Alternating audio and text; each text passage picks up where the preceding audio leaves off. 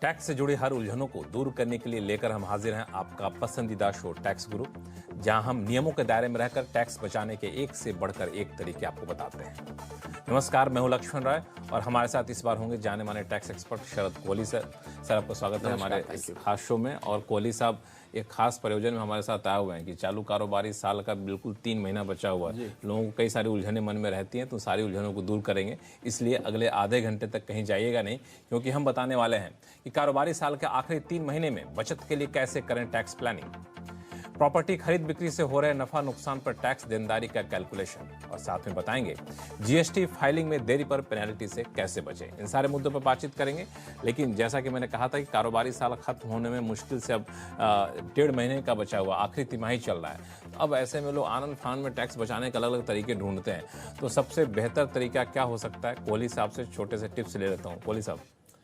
जी हाँ लक्ष्मण, बजट आया पीछे और बजट में असल में बजट के प्रोविजंस में लोग इतना खो जाते हैं, नई नई चीजें जो निकल के आई कि वो प्रोविजन सारे अप्रैल से इफेक्टिव होते हैं, आप जानते ही हैं सारा। बिल्कुल ये साफ रखिएगा, इन्होंने बहुत सही कह दिया कि बजट में जो भाषण आपने सुना वित्त मंत्री जी का, ये मत सोचेगा तुरंत प्रभाव से लागू होगा। जो अब तक आपका कैलकुलेशन वो पुराने सिस्टम से चलेगा। बिल्कुल यही बात मैं कहने जा रहा था कि वो भूल जाते हैं कि इस साल का भी तो भैया टैक्स है, अगले साल के प्रोविजन तो अगले साल के लिए। जी हाँ, पहले एटीसी देखिए आपका पूरा भरा है कि नहीं। लक्ष्मण, छोड़ देते हैं लोग। मैं समझता हूँ एटीसी पहले ही बेचारी 1.5 लाख की लिमिट है, उसमें भी अगर आप उसको अनयूटिलाइज्ड यानी इस्तेमाल किए बिना छोड़ देंगे तो मैं सोचता हूँ आप अपने साथ नाइंसाफी कर रहे हैं, क्योंकि बहुत बड़ा टैक्स एडवांटेज आप छोड़ रहे हैं। उसके बाद आप देखें कि आपने सेक्शन 112 का बेनिफिट लिया है कि नहीं। अगर आपने शेयर्स में ट्रेडिंग करी है, बहुत सारे लोग लक्ष्मण मैंने देखा कि वो 1 लाख रुपए की जो शेयर्स का कैपिटल गेन का एडवांटेज मिलता है उसको भूल जाते हैं और पूरे के पूरे पे टैक्स दे देते हैं। कई टैक्स पेयर्स को हमने देखने को मिला। उसके बाद आप देखें कि आपकी जो इनकम मिसमैच तो नहीं है, आपने 26 AS से एक बार मिला के देखिए कि वहां कहीं इनकम मिसमैच तो नहीं आ रही। AIS इसको चेक करना बहुत जरूरी है। आईना इसे समझिए, एनुअल इन्फॉर्मेशन स्टेटमेंट, मैंने उसका आईना इसे समझिए नाम रखा है, उसको चेक करिए। मान लीजिए आपने किराया दिया है तो लैंडलॉर्ड का वन टाइम TDS 50,000 से ऊपर आप दे रहे हैं रेंट, तो वो TDS काटना जरूरी है। और हम कैसे भूल सकते हैं कि रिजीम, आपने कौन सी रिजीम चूज करनी है। जी हां, अब इसी क्वार्टर में आपको ये तय कर लेना चाहिए कि कौन सी रिजीम। हालांकि जो सैलरी वाले लोग हैं लक्ष्मण, वो तो साल के शुरू में आपको याद होगा एम्प्लॉयर्स को बताना पड़ता है, पर फिर भी आप उसको रिटर्न फाइल करते टाइम चेंज कर सकते हैं। तो मुझे लग रहा है उसका बहुत जरूरी है। और last but not the least कि अपना TDS जरूर रिकंसाइल करिए, क्योंकि आपने देखा होगा ज्यादातर हमारे पास जो सवाल आते हैं और ज्यादातर जो नोटिसेस आते हैं वो TDS मिसमैच की वजह से आते हैं कि आपके हिसाब से कुछ और TDS है, कट कुछ और गया है, दिख कुछ और रहा है, वगैरह वगैरह।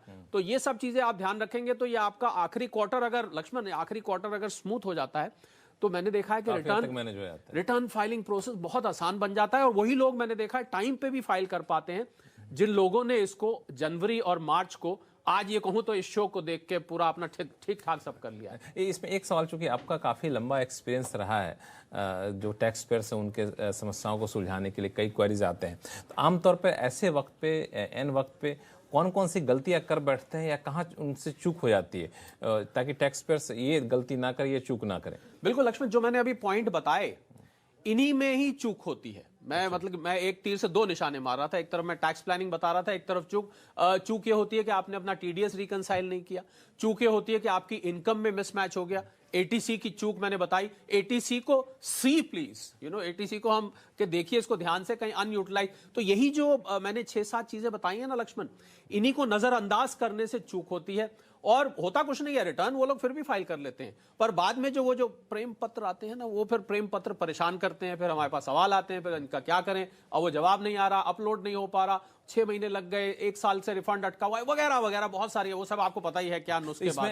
इसमें अगर सपोज करें कोई कमी रह जाती है, कहीं हमारे पास विकल्प है कि हम वहां पे टैक्स बचा इन्वेस्टमेंट कर सकते हैं, नहीं किए, तो अभी हम अगले 1-1.5 महीने में कर लेंगे तो फायदा मिल सकता है। बिल्कुल, 31 मार्च तक आप जो भी निवेश करेंगे, मान लीजिए आपने मेडिकल इंश्योरेंस नहीं लिया है तो आप ATD का फायदा उठा सकते हैं। अच्छा, कहीं मान लीजिए आप डोनेशन करना चाहते हैं, आपको अल्ट्रुइस्टिक आपके अंदर भाव है, आप कहीं कंट्रीब्यूट, तो वो भी 31 मार्च से पहले।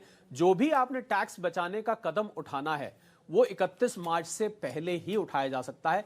यही, और ये 3 महीने मैंने देखा है, हमारे यहाँ थोड़ी आदत तो है ही लक्ष्मण उसको थोड़ा 11th आवर पे करने की, तो मुझे लगता है ये 3 महीने टैक्स पेयर की पूरी 1 साल वाली जो जिंदगी होती है उसमें सबसे जरूरी होता है। चलिए, तो ये खास टिप्स बताया कोहली साहब ने, जिसका आप ख्याल रखिए, क्योंकि अगले 1-1.5 महीने अगर कुछ बचा सकते हैं तो पूरे साल भर की टैक्स प्लानिंग का एक बेहतर नतीजा आपको देखने को मिल सकता है। अब शुरू करते हैं सवाल जवाब का सिलसिला। सबसे पहले चलते हैं गुजरात अहमदाबाद, जहां से राजकुमार जी हमारे साथ फोन लाइन पर जुड़ चुके हैं। राजकुमार जी नमस्कार। नमस्कार जी, कैसे हैं आप? सबसे पहले मैं टैक्स गुरु CNBC आवाज और आप दोनों का बहुत बहुत आभारी हूँ, क्योंकि हर हफ्ते हमें इनकम टैक्स और GST के बारे में लेटेस्ट अपडेट प्रदान करते हैं।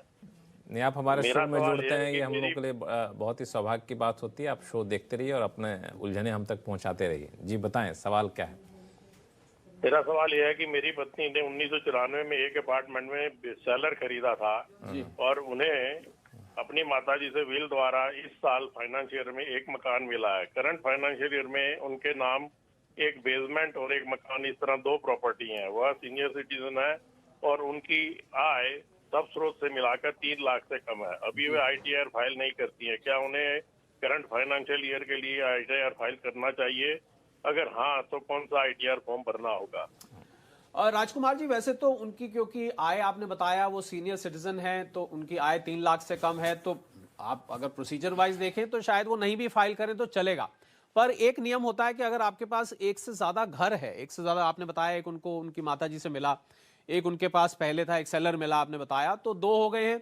तो मैं ये सलाह दूंगा कि आपको उनको फाइल कर देनी चाहिए, और जिसके पास एक से ज्यादा घर होता है उसके लिए ITR 2 एप्लीकेबल है राजकुमार जी। तो अपनी माताजी को बोलिए कि वो ITR 2 आप फाइल करते होंगे, आप उनकी मदद कर दीजिए, ITR 2 फाइल कर दें। फाइल करने में कोई हर्ज नहीं है। और लक्ष्मण, हम तो निरंतर एक बात बोलते हैं, 7,52,00,000 लोगों ने रिटर्न फाइल करी 31 दिसंबर तक, पिछला आंकड़ा आया, उसमें से जिन्होंने असल में टैक्स दिया वो 1.5 करोड़ के करीब। तो इसका मतलब ये जो गैप, 6 करोड़ लोग ऐसे थे जिन्होंने एग्जेम्पशंस डिडक्शंस की वजह से खाली रिटर्न फाइल कर, टैक्स नहीं भरा उसमें।